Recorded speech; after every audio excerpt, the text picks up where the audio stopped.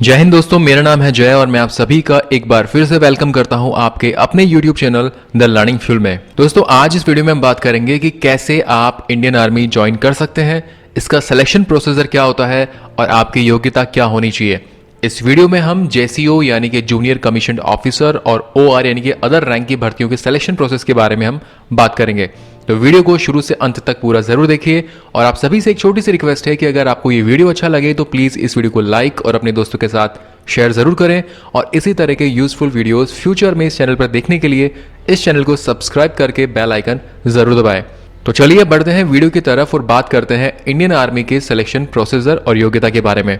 तो जैसा कि स्क्रीन पर आप एक टेबल देख पा रहे होंगे, इस टेबल में आपको इंडियन आर्मी भर्ती में JCO यानी कि जूनियर कमीशन ऑफिसर और इसके अलावा ORS यानी कि अदर रैंक रिक्रूटमेंट की अलग अलग पोस्ट दे रखी है और हर पोस्ट के सामने आपकी एजुकेशनल क्वालिफिकेशन और आपकी उम्र कितनी होनी चाहिए वो भी दे रखी है, तो आप स्क्रीन पर देख सकते हैं। तो टेबल में आप सबसे पहली पोस्ट देख पा रहे होंगे सोल्जर GD यानी कि जनरल ड्यूटी। इसके लिए आपकी एजुकेशनल क्वालिफिकेशन जो है आपको कम से कम मैट्रिक यानी कि 10th पास होना जरूरी है, वो भी कम से कम 45% मार्क्स के साथ। इसके अलावा प्रत्येक सब्जेक्ट में आपके 33% मार्क्स होने जरूरी है। इसके अलावा अगर आपने 12th पास कर रखी है तो आपकी परसेंटेज नहीं देखी जाएगी। अगर बात करें एज की तो यहाँ पे आपकी एज जो है वो कम से कम 17.5 साल और जो मैक्सिमम एज है वो आपकी 21 साल यानी कि 17.5 से 21 साल के बीच आपकी एज होना जरूरी है।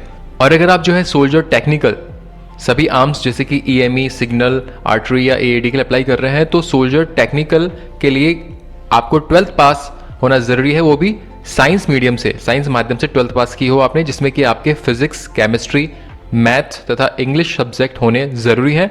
इसके अलावा 12वीं में कम से कम 50% मार्क्स होने जरूरी है और प्रत्येक सब्जेक्ट में कम से कम 40% मार्क्स होने जरूरी है। और अगर आप यहाँ पर सोल्जर टेक्निकल एविएशन या एम्यूनिशन के अंदर अप्लाई करते हैं तो अगर आपके पास सोल्जर टेक्निकल वाली जो ऊपर बताई गई है अभी वो वाली क्वालिफिकेशन है तो भी आप अप्लाई कर सकते हैं, या फिर सरकार द्वारा मान्यता प्राप्त किसी पॉलिटेक्निक इंस्टीट्यूट से एटलीस्ट 3 साल का इंजीनियरिंग डिप्लोमा इलेक्ट्रिकल या मैकेनिकल या ऑटोमोबाइल या फिर कंप्यूटर साइंस के अंदर हो तो भी आप इस पोस्ट के लिए अप्लाई कर सकते हैं।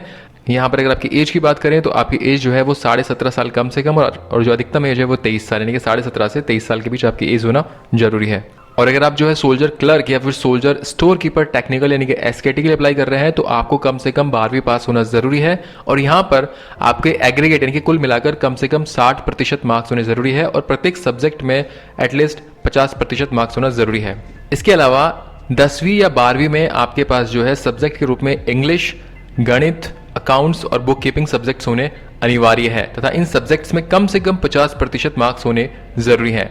बात करें एज की तो यहाँ पे आपकी कम से कम एज जो है वो 17.5 साल हो सकती है और अधिकतम एज जो है वो 23 साल हो सकती है, यानी कि आपकी एज यहाँ पे 17.5 से 23 के बीच होना जरूरी है। और अगर आप जो है सोल्जर नर्सिंग असिस्टेंट यानी कि आर्मी मेडिकल कोर के लिए अप्लाई करते हैं तो आपके पास आपको जो है 12th पास होना जरूरी है साइंस माध्यम से और जिसमें कि आपके पास इंग्लिश, फिजिक्स, केमिस्ट्री तथा बायोलॉजी विषय होने चाहिए तथा प्रत्येक सब्जेक्ट में कम से कम 40% मार्क्स होने चाहिए और कुल जो है 50% मार्क्स होने चाहिए। यदि कैंडिडेट ने बॉटनी, जूलॉजी और बायो साइंस से BSc किया हुआ है तो 12वीं में ऊपर दी गई परसेंटेज अनिवार्य नहीं है, लेकिन इंग्लिश, फिजिक्स, केमिस्ट्री तथा बायोलॉजी सब्जेक्ट्स होना अनिवार्य है। और यहाँ पे अगर एज की बात करें तो यहाँ पे आपकी एज 17.5 से 23 साल के बीच हो सकती है। तो इसी तरीके से यहाँ पे जो है अलग अलग पोस्ट दे रखी है और हर पोस्ट के सामने उसकी क्वालिफिकेशन और आपकी एज कितनी होनी चाहिए वो दे रखी है, तो आप वीडियो को पॉज करके आराम से देख सकते हैं। आपको ये बता देते हैं कि भारतीय सेना में रिक्रूटमेंट जो होती है वो राज्यवार तथा जिले अनुसार होती है। प्रत्येक राज्य में आर्मी रिक्रूटमेंट ऑफिस यानी कि ARO होते हैं। प्रत्येक ARO की जिम्मेदारी होती है कि उसके अंतर्गत आने वाले जिलों में आर्मी रैली का आयोजन कराना होता है। इसलिए आप अपने जिले के ARO यानी कि आर्मी रिक्रूटमेंट ऑफिस की रैली के लिए ही आवेदन कर सकते हैं। ज्वाइन इंडियन आर्मी के वेबसाइट पर जाकर अपने जिले के ARO की आर्मी भर्ती का शेड्यूल चेक कर सकते हैं। इंडियन आर्मी भर्ती में भाग लेने से पहले सबसे पहले आपको ज्वाइन इंडियन आर्मी की ऑफिशियल साइट पर जाकर Indian army rally online registration करना होता है। उसके बाद रजिस्ट्रेशन कॉपी के साथ निर्धारित रैली में भाग ले सकते हैं। अब यहाँ हम बात करेंगे इंडियन आर्मी को ज्वाइन करने के प्रोसीजर के बारे में। यदि आपने अपनी एजुकेशन क्वालिफिकेशन के अनुसार इंडियन आर्मी भर्ती के लिए अप्लाई कर दिया है तो आपको आर्मी रैली की निर्धारित तिथि को रजिस्ट्रेशन कॉपी में दिए गए स्थान पर डॉक्यूमेंट्स के साथ पहुंचना होता है और जो आपको डॉक्यूमेंट साथ में लेकर जाने होते हैं वो जो आपको रजिस्ट्रेशन कॉपी मिलती है उसमें दिए हुए होते हैं कि आपको क्या क्या डॉक्यूमेंट साथ में लेके जाने होते हैं। तो पहले हम ये देख लेते हैं कि आपको कौन कौन से डॉक्यूमेंट साथ में लेके जाने हैं। एक तो आपको रजिस्ट्रेशन कॉपी लेके जानी है, इसके अलावा आपको एजुकेशनल सर्टिफिकेट, मैट्रिक और 12th की जो मार्कशीट होती है वो, इसके अलावा आपको डोमिसाइल सर्टिफिकेट। डोमिसाइल से यह प्रमाणित होगा कि आप जिस जिले की भर्ती देख रहे हैं या अप्लाई कर रहे हैं आप उसके रहने वाले हैं या नहीं। इसके अलावा रिलेशनशिप सर्टिफिकेट, इसके अलावा आपका चरित्र प्रमाण पत्र यानी कि कैरेक्टर सर्टिफिकेट, इसके अलावा लेटेस्ट पासपोर्ट साइज फोटोग्राफ, इसके अलावा आपका जाति प्रमाण पत्र यानी कि कास्ट सर्टिफिकेट, रिलीजन सर्टिफिकेट और भी अदर डॉक्यूमेंट, जैसे कि अगर आपके पास एनसीसी सर्टिफिकेट या फिर कोई स्पोर्ट्स सर्टिफिकेट है तो वो भी आपको साथ में लेकर जाने होते हैं। और अगर दोस्तों आप इंडियन आर्मी में डॉक्यूमेंट्स के बारे में डिटेल वीडियो देखना चाहते हैं तो हमने उसका भी एक सेपरेट वीडियो बनाया हुआ है, तो इस वीडियो के डिस्क्रिप्शन में उसका लिंक हमने दे दिया है, तो वहां से आप जाके देख सकते हैं। तो अब यहाँ हम बात करेंगे आपके फिजिकल फिटनेस टेस्ट के बारे में। फिजिकल फिटनेस टेस्ट में इंडियन आर्मी में मेनली 4 टेस्ट होते हैं जो कि आप स्क्रीन पे देख सकते हैं। अभी तो आपका होता है यहाँ पे 1.6 किलोमीटर की रनिंग, इसके अलावा पुलअप्स होते हैं यानी कि बीम, इसके अलावा होता है आपका बैलेंस टेस्ट होता है और फिर होता है आपका 9 फीट जंप यानी कि 9 फीट का गड्ढा होता है जो आपको जंप करना होता है। इन सभी इंडियन आर्मी फिजिकल टेस्ट में अलग अलग मार्क्स दिए जाते हैं। इंडियन आर्मी भर्ती में फिजिकल टेस्ट के कुल 100 मार्क्स होते हैं, जिसमें से 1.6 किलोमीटर दौड़ में अधिकतम 60 मार्क्स होते हैं तथा पुलअप्स यानी कि बीम में अधिकतम 40 मार्क्स होते हैं। बैलेंस टेस्ट और 9 फीट गड्ढा जंप सिर्फ पास करने के लिए होते हैं, उनके कोई मार्क्स नहीं जुड़ते हैं। डॉक्यूमेंट्स चेक करने के बाद सबसे पहले 1.6 किलोमीटर रनिंग टेस्ट करवाया जाता है और जो इस फिजिकल फिटनेस टेस्ट में पास होता है उसे ही बचे हुए फिजिकल फिटनेस टेस्ट में भाग लेने की अनुमति दी जाती है। 1.6 किलोमीटर रनिंग टेस्ट को पास करने के लिए कैंडिडेट्स को कम से कम 5 मिनट 45 सेकंड में ये दौड़ पूरी करनी होती है।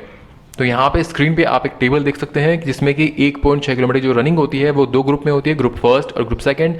ग्रुप फर्स्ट में अगर आपने ये रनिंग जो है 5 मिनट 30 सेकंड के अंदर पूरी कर ली है तो आपको ग्रुप फर्स्ट में रखा जाएगा और यहाँ पर आपको 60 में से 60 मार्क्स मिलेंगे। अगर ये रनिंग आपने 5 मिनट 30 सेकंड से लेके 5 मिनट 45 सेकंड के बीच की है तो आपको ग्रुप सेकंड में रखा जाएगा और आपको 60 में से 40 मार्क्स मिलेंगे।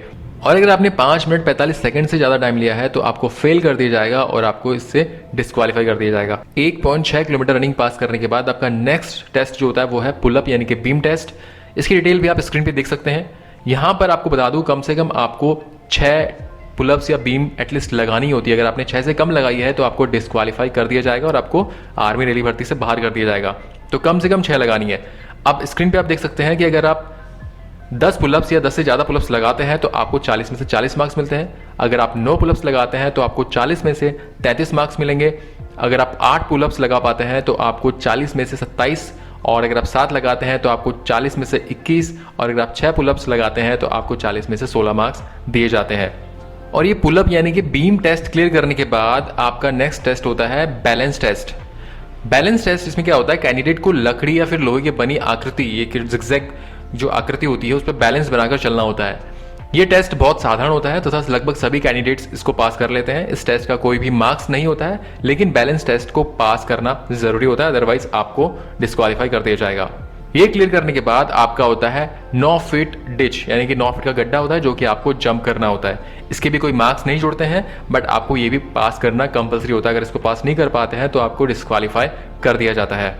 इंडियन आर्मी भर्ती में फिजिकल फिटनेस टेस्ट के marks Indian army clerk, soldier technical, store keeper तथा नर्सिंग असिस्टेंट की मेरिट लिस्ट में नहीं जोड़े जाते हैं। ये चीज ध्यान रखिएगा कि इंडियन आर्मी भर्ती में फिजिकल फिटनेस टेस्ट के marks Indian army clerk, soldier technical, store keeper और नर्सिंग असिस्टेंट की मेरिट लिस्ट में नहीं जोड़े जाते हैं। उन्हें केवल फिजिकल फिटनेस टेस्ट को पास करना होता है और इनकी मेरिट लिस्ट केवल लिखित परीक्षा यानी रिटन एग्जाम के आधार पर बनाई जाती है तथा ज्वाइन इंडियन आर्मी की ऑफिशियल वेबसाइट पर पोस्ट कर दी जाती है, तो आप वहां से फिर देख सकते हैं। इन सभी टेस्ट के अलावा इंडियन आर्मी भर्ती में शारीरिक माप यानी कि फिजिकल मेजरमेंट किया जाता है, जिसमें कैंडिडेट्स की हाइट और छाती यानी कि चेस्ट का मापदंड किया जाता है। भारतीय सेना में अलग अलग क्षेत्र तथा अलग अलग ट्रेड के जवानों के लिए फिजिकल मेजरमेंट में छूट दी जाती है। जैसे कि पहाड़ी क्षेत्र के कैंडिडेट्स को हाइट में छूट मिलती है, इसी प्रकार स्टोर कीपर टेक्निकल यानी कि एसकेटी तथा इंडियन आर्मी क्लर्क को हाइट में छूट मिलती है। सभी ट्रेड की हाइट, चेस्ट और वेट की डिटेल स्क्रीन पे आप टेबल में देख सकते हैं। तो सबसे पहले हम ये बात करेंगे सोल्जर जीडी यानी कि जनरल ड्यूटी पोस्ट के लिए अप्लाई करने वाले कैंडिडेट्स के फिजिकल मेजरमेंट के बारे में, कि आपको वहाँ कितनी छूट मिलती है और कितना आपका हाइट, चेस्ट और वेट होना चाहिए। तो स्क्रीन पे आप टेबल देख पा रहे होंगे, इसमें अलग अलग एरिया दे रखे हैं, एरिया के हिसाब से उसके आगे उसकी हाइट, चेस्ट और वेट कितना होना चाहिए वो भी दे रखा है। तो वीडियो को आराम से आप पोज करके देख सकते हैं। फॉर एग्जाम्पल अगर आप जम्मू कश्मीर, हिमाचल प्रदेश या फिर पंजाब के पहाड़ी एरिया से बिलोंग करते हैं तो आपकी यहाँ पे हाइट जो है वो कम से कम 163 सेंटीमीटर, चेस्ट 77 सेंटीमीटर और वेट जो है वो 48 किलोग्राम होना ज़रूरी है। इसी तरीके से अगर आप सिक्किम, मणिपुर, मेघालय, अरुणाचल प्रदेश, असम, मिजोरम, त्रिपुरा और पश्चिम बंगाल के पहाड़ी एरिया से बिलोंग करते हैं तो यहाँ पे आपकी हाइट जो है वो कम से कम 160 सेंटीमीटर होनी ज़रूरी है, चेस्ट आपका 77 सेंटीमीटर और वेट 48 किलोग्राम। इसी तरीके से अलग अलग यहाँ पे रीजन के हिसाब से आप किस रीजन से बिलोंग करते हैं वो आप देख सकते हैं। अभी नेक्स्ट टेबल आपको स्क्रीन पे दिखाई दे रही होगी, ये उन कैंडिडेट्स के लिए है जो कि सोल्जर, टेक्निकल और नर्सिंग असिस्टेंट पोस्ट के लिए अप्लाई कर रहे हैं तो उनका फिजिकल मेजरमेंट एरिया के हिसाब से ये होना जरूरी है। आप स्क्रीन पे वीडियो को पोस्ट करके आराम से देख सकते हैं कि हाइट, चेस्ट और वेट कितना है किस एरिया का। अब आप स्क्रीन पे नेक्स्ट टेबल देख पा रहे होंगे, ये टेबल है उन कैंडिडेट्स के लिए जो कि इंडियन आर्मी क्लर्क के लिए अप्लाई कर रहे हैं तो यहाँ पे आपकी हाइट, चेस्ट और वेट कितना होना चाहिए आप स्क्रीन पर वीडियो को पोस्ट करके आराम से देख सकते हैं। सो फ्रेंड्स, अब तक हमने बात की है आपके एजुकेशनल क्राइटेरिया और फिजिकल क्राइटेरिया के बारे में। इनके बाद आता है आपका medical fitness test. Physical fitness test और फिजिकल मेजरमेंट टेस्ट के बाद जो कैंडिडेट्स पास होते हैं केवल उनका ही जो है आर्मी रिक्रूटमेंट ऑफिस यानी कि ARO में मेडिकल ऑफिसर के द्वारा मेडिकल किया जाता है। आर्मी भर्ती मेडिकल के मुख्य पॉइंट्स नीचे आप देख सकते हैं। आर्मी भर्ती मेडिकल के इंपॉर्टेंट पॉइंट्स यहाँ पे हम डिस्कस करेंगे। इसके अलावा अगर आपको इंडियन आर्मी भर्ती के जो मेडिकल टेस्ट होता है उसका डिटेल वीडियो चाहिए तो वो आपको इस वीडियो के डिस्क्रिप्शन में मिल जाएगा, वहाँ से आप जाके देख सकते हैं। वहाँ पे आपका हर एक डाउट इंडियन आर्मी के मेडिकल टेस्ट के बारे में कुछ है तो वो क्लियर हो जाएगा। तो यहाँ पर एक तो बता दें कि आपकी जो कैंडिडेट की आईसाइट होती है वो 6x6 होनी चाहिए। कलर विजन जो है वो CP 3 पे आधारित होता है जिसमें कैंडिडेट को जो है सफ़ेद, हरा, लाल रंग को आसानी से पहचान लेने में सक्षम होना चाहिए। इसके अलावा कैंडिडेट किसी अन्य बीमारी जैसे कि हाइड्रोसिल, बवासीर या फिर हड्डी की बीमारी से पीड़ित नहीं होना चाहिए। इसके अलावा कैंडिडेट को कान से संबंधित कोई बीमारी नहीं होनी चाहिए। चेस्ट अच्छे से विकसित होनी चाहिए तथा चेस्ट का फुलाव कम से कम 5 सेंटीमीटर होना ज़रूरी है। इसके अलावा कैंडिडेट जो है हेल्दी और स्वस्थ होना चाहिए और किसी भी बड़ी शारीरिक बीमारी से मुक्त होना चाहिए। तो ये कुछ इंपॉर्टेंट पॉइंट्स थे इंडियन आर्मी भर्ती के मेडिकल टेस्ट के बारे में। इसके अलावा डिटेल वीडियो आपको वीडियो के डिस्क्रिप्शन में मिल जाएगा। इंडियन आर्मी भर्ती के समय मेडिकल ऑफिसर के द्वारा बहुत ही बारीकी से मेडिकल टेस्ट किया जाता है। यदि कोई कैंडिडेट आर्मी रिक्रूटमेंट ऑफिस यानी कि ARO में इंडियन आर्मी मेडिकल टेस्ट में अनफिट पाया जाता है तो मेडिकल ऑफिसर उसको अनफिट कर देता है, लेकिन कैंडिडेट को रिव्यू यानी कि री मेडिकल कराने का मौका दिया जाता है। री मेडिकल के लिए उसे ARO में अप्लाई करना होता है और निर्धारित डेट को बताए गए मिलिट्री हॉस्पिटल में रिपोर्ट करना होता है। मिलिट्री हॉस्पिटल में स्पेशलिस्ट के द्वारा उस बीमारी की फिर से जांच की जाती है जिसके लिए कैंडिडेट को आर्मी रिक्रूटमेंट ऑफिसर के द्वारा मेडिकल में जो है अनफिट किया गया था। री मेडिकल के बाद स्पेशलिस्ट कैंडिडेट को फिट या अनफिट कर देता है। इस प्रकार से कैंडिडेट इंडियन आर्मी ज्वाइन करने के लिए physical fitness test, physical measurement तथा फिजिकल टेस्ट को पास करता है। जो कैंडिडेट इन तीनों टेस्ट को पास कर लेते हैं उन्हें आर्मी रिक्रूटमेंट ऑफिस द्वारा लिखित परीक्षा यानी कि रिटन एग्जाम के लिए एडमिट कार्ड जारी कर दिए जाते हैं।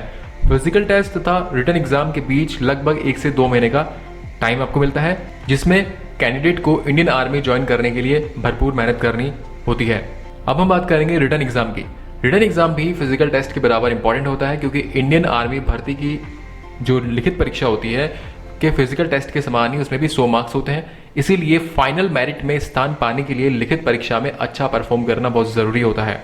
Indian army clerk, store keeper, soldier technical और नर्सिंग असिस्टेंट की मेरिट लिस्ट सिर्फ लिखित परीक्षा के आधार पर तैयार की जाती है। इसीलिए उनको इंडियन आर्मी ज्वाइन करने के लिए लिखित परीक्षा में अच्छा परफॉर्म करना बहुत जरूरी हो जाता है। सबसे पहले हम ये बात करेंगे उन कैंडिडेट्स के लिए जो कि सोल्जर, GD या जनरल ड्यूटी के लिए अप्लाई कर रहे हैं, उनके रिटन एग्जाम के बारे में। तो सोल्जर जनरल ड्यूटी का रिटन एग्जाम 100 मार्क्स का होता है जिसके लिए कैंडिडेट को 60 मिनट दिए जाते हैं। इस पेपर में पास होने के लिए कम से कम 32 मार्क्स आपको चाहिए और ये पेपर मुख्यतः जो है 3 सब्जेक्ट्स का होता है जिसमें आपको मैथ, सामान्य विज्ञान और सामान्य ज्ञान के प्रश्न पूछे जाते हैं। एग्जाम का स्तर जो है वो मैट्रिक लेवल का होता है। अब हम बात करेंगे written test for soldier technical post. Soldier technical का एग्जाम 200 मार्क्स का होता है। ये सोल्जर जनरल ड्यूटी के एग्जाम के मुकाबले थोड़ा कठिन होता है। सोल्जर टेक्निकल की मेरिट लिस्ट इसी एग्जाम के आधार पर बनाई जाती है तथा उसमें फिजिकल फिटनेस के मार्क्स नहीं जोड़े जाते हैं। इस एग्जाम में प्रश्न जनरल नॉलेज यानी कि GK, फिजिक्स, केमिस्ट्री और मैथ से पूछे जाते हैं। इस एग्जाम के प्रश्नों का जो लेवल होता है वो 12वीं लेवल का होता है तथा सोल्जर टेक्निकल एग्जाम के लिए आपको 2 घंटे का टाइम दिया जाता है जिसमें 1 घंटा आपके जनरल ड्यूटी एग्जाम के लिए तथा 1 घंटा जो है टेक्निकल एग्जाम के लिए दिया जाता है। इस एग्जाम में पास होने के लिए आपको कम से कम 80 मार्क्स की आवश्यकता होती है। अब हम बात करेंगे सोल्जर नर्सिंग असिस्टेंट पोस्ट के रिटन एग्जाम के बारे में। सोल्जर नर्सिंग असिस्टेंट एग्जाम भी सोल्जर टेक्निकल की तरह 200 मार्क्स का होता है, जिसमें एक पेपर सोल्जर जनरल ड्यूटी का 100 मार्क्स का होता है तथा दूसरा एग्जाम टेक्निकल सब्जेक्ट का बराबर का होता है, जिसमें प्रश्न जो है आपके फिजिक्स, केमिस्ट्री और बायोलॉजी से संबंधित क्वेश्चन पूछे जाते हैं। प्रत्येक पेपर के लिए कैंडिडेट को 60 मिनट का टाइम दिया जाता है और पास होने के लिए यहाँ पे आपको 80 मार्क्स की आवश्यकता होती है। Soldier nursing assistant written exam में जो प्रश्न होते हैं वो आपके 12वीं लेवल के होते हैं, इसीलिए इस एग्जाम की तैयारी के लिए अच्छी मेहनत करने की आवश्यकता होती है। सोल्जर नर्सिंग असिस्टेंट के मेरिट लिस्ट में भी फिजिकल फिटनेस टेस्ट के मार्क्स नहीं जोड़े जाते हैं तथा मेरिट केवल लिखित परीक्षा के आधार पर बनाई जाती है। इंडियन आर्मी रैली की merit list join Indian army की ऑफिशियल वेबसाइट पर पोस्ट कर दी जाती है। Indian army rally result check करने के लिए आप जॉइन इंडियन आर्मी की वेबसाइट पर जाकर चेक कर सकते हैं। और अब हम ये बात करेंगे सोल्जर क्लर्क और सोल्जर स्टोर कीपर टेक्निकल यानी कि एसकेटी के रिटन एग्जाम के बारे में। तो सोल्जर क्लर्क तथा सोल्जर स्टोर कीपर के भी 2 एग्जाम होते हैं जो कि कुल 200 मार्क्स के होते हैं, लेकिन इनका जो पैटर्न होता है और जो सब्जेक्ट होता है सोल्जर टेक्निकल और नर्सिंग असिस्टेंट से थोड़ा अलग होता है। नीचे आप स्क्रीन पे एक टेबल देख पा रहे होंगे जिसमें पहले हम बात करेंगे आपके क्लर्क और एसकेटी यानी कि स्टोर कीपर टेक्निकल के रिटन एग्जाम फर्स्ट के बारे में, जिसमें आपके सब्जेक्ट दे रखे हैं, मार्क्स दे रखे हैं और किस टाइप के क्वेश्चन आते हैं वो दे रखे हैं। तो पहला सब्जेक्ट जो है आपका general science and general knowledge, इसमें कि कुल 40 मार्क्स के होते हैं। इसमें आपके ऑब्जेक्टिव मल्टीपल चॉइस क्वेश्चन होते हैं। सेकंड जो इसमें टेस्ट होता है वो होता है आपका मैथ और कंप्यूटर साइंस का, जो कि 60 मार्क्स का होता है। इसमें भी जो है मल्टीपल चॉइस क्वेश्चंस होते हैं। तो जो आपका फर्स्ट रिटन टेस्ट होता है वो तो आपका हो गया जनरल साइंस, जीके और मैथ और कंप्यूटर साइंस, ठीक है, ये हो गया कुल 100 नंबर का। इसके अलावा इसमें जो आपका सेकंड टेस्ट होता है क्लर्क और एसकेटी यानी कि स्टोर कीपर टेक्निकल पोस्ट के लिए, वो आपका 200 मार्क्स का होता है। इसमें सब्जेक्टिव टाइप क्वेश्चन होते हैं और ये जो टेस्ट होता है वो आपका English grammar, comprehension, essay writing, letter writing और पैराग्राफ राइटिंग के बारे में होता है। इसमें आपको प्रत्येक एग्जाम के लिए 60 मिनट दिए जाते हैं तथा प्रत्येक एग्जाम में पास होने के लिए कम से कम 32 मार्क्स आवश्यक हैं तथा दोनों एग्जाम में पास होने के लिए कुल 80 मार्क्स आवश्यक हैं। क्लर्क तथा स्टोर कीपर की मेरिट लिस्ट में भी फिजिकल फिटनेस टेस्ट के मार्क्स नहीं जोड़े जाते हैं। इस प्रकार रिटन एग्जाम अलग अलग ट्रेड के लिए अलग अलग होते हैं। रिटन एग्जाम हर महीने के अंतिम संडे को लिया जाता है। मार्च, जून, सितंबर और दिसंबर में ये नहीं लिया जाता है। अब बात कर लेते हैं लास्ट में कुछ इंपॉर्टेंट पॉइंट्स के बारे में। वो कैंडिडेट्स जिनके पास नेशनल कैडेट कॉर्प्स यानी कि एनसीसी का सी सर्टिफिकेट है, उन्हें लिखित एग्जाम देने की आवश्यकता नहीं पड़ती, लेकिन उन्हें लिखित परीक्षा को छोड़कर सभी फॉर्मेलिटी पूरी करनी होती है। इसके अलावा जो स्पोर्ट्समैन है जिन्होंने भारत को इंटरनेशनल लेवल पर रिप्रेजेंट किया है, उन्हें लिखित परीक्षा यानी रिटन एग्जाम में 20 अतिरिक्त बोनस मार्क्स दिए जाते हैं। इसके अलावा खिलाड़ी जिन्होंने अपने राज्य को राष्ट्रीय स्तर पर रिप्रेजेंट किया है, उन्हें इंडियन आर्मी सोल्जर के लिखित परीक्षा में 15 बोनस मार्क्स दिए जाते हैं। और वो स्पोर्ट्स पर्सन जिन्होंने अपने राज्य स्तर पर अपने जिले को रिप्रेजेंट किया है, उन्हें आर्मी रिक्रूटमेंट के लिखित परीक्षा में 10 बोनस मार्क्स दिए जाते हैं। इसके अलावा वो स्पोर्ट्स पर्सन जिन्होंने यूनिवर्सिटी या फिर रीजन की टीम को अपने स्तर पर रिप्रेजेंट किया हो, ऐसे खिलाड़ियों को Indian army recruitment written exam में जो है 5 बोनस मार्क्स दिए जाते हैं। इसके अलावा सर्विसमैन या एक्स सर्विसमैन के एक डिपेंडेंट को जो है लिखित परीक्षा में 20 बोनस मार्क्स दिए जाते हैं। इसके लिए उन्हें रिलेशन सर्टिफिकेट की कॉपी जमा करानी होती है। तो ये हो गए इसके कुछ इंपॉर्टेंट पॉइंट्स। इस प्रकार आप इंडियन आर्मी रिक्रूटमेंट में अप्लाई करके विश्व की सर्वश्रेष्ठ आर्मी का हिस्सा बन सकते हैं। और अगर आपको इंडियन आर्मी रिक्रूटमेंट में कोई भी डाउट या सवाल हो तो आप इस वीडियो के कमेंट सेक्शन में जाके अपना सवाल पूछ सकते हैं। और इस वीडियो को आप ज़्यादा से ज़्यादा शेयर करें ताकि भारतीय सेना भर्ती की तैयारी कर रहे जवानों को इसकी पूरी जानकारी मिल सके। So thank you for watching our video. जय हिंद।